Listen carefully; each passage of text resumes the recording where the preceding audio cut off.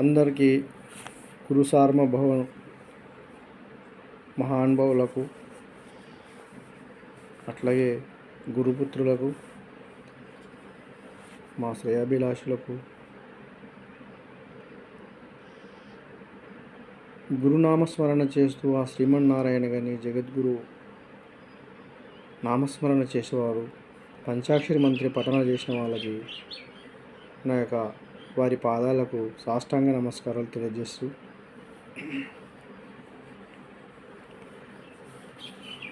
ఒక పద్యాన్ని ఒక శ్లోకాన్ని ఎన్నుకున్నాను.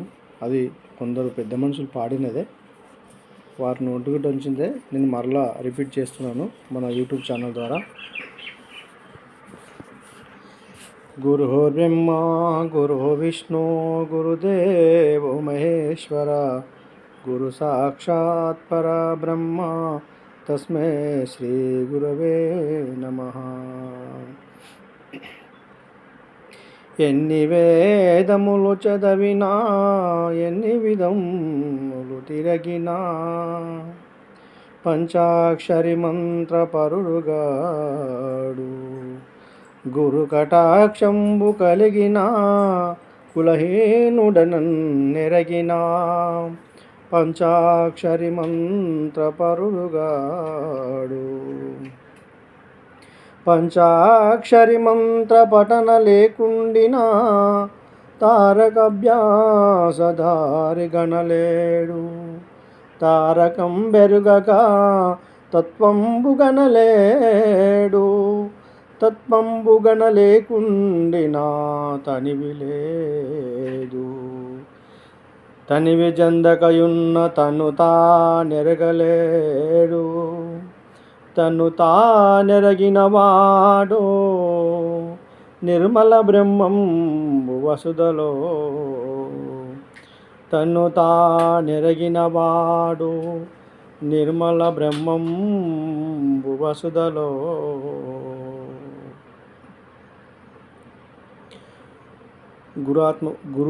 గురు బంధువులకు ఎల్లరికూ నా యొక్క నమస్కారం తెలియజేస్తూ, ఈ యొక్క శ్లోకం, ఈ యొక్క పద్యం కానీ శ్లోకం కానీ కందార్థం కానీ ఇట్లాంటివి గురు సూచనసే ఎరగి ఆ యొక్క గురుమంత్రం లేకున్నా పంచాక్షరి మంత్ర పరుడు కాడని అంటున్నాం.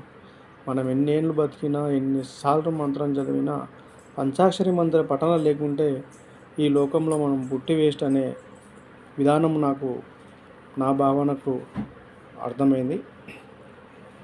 ఎన్ని మంత్రాలు చదివినా ఎన్ని వేదాలు చదివినా ఎక్కడ తిరిగినా ఎన్ని వేదములు పలికినా పంచాక్షరి మంత్ర పరుడు కాడని అంటున్నాడు ఇక్కడ.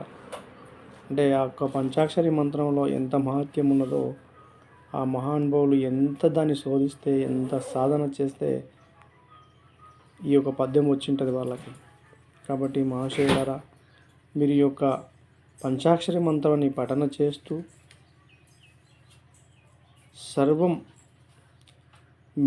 సర్వం తానై ఉండి ఆ యొక్క మంత్రాన్ని మనసులో స్మరిస్తూ స్వామివారిని ఆరాధిస్తూ నిత్యం పంచాక్షరి మంత్రాన్ని పఠన చేస్తూ శుభాశీస్సులతో ఉంటారని కోరుకుంటూ, జై సద్గురుభ్యో నమః.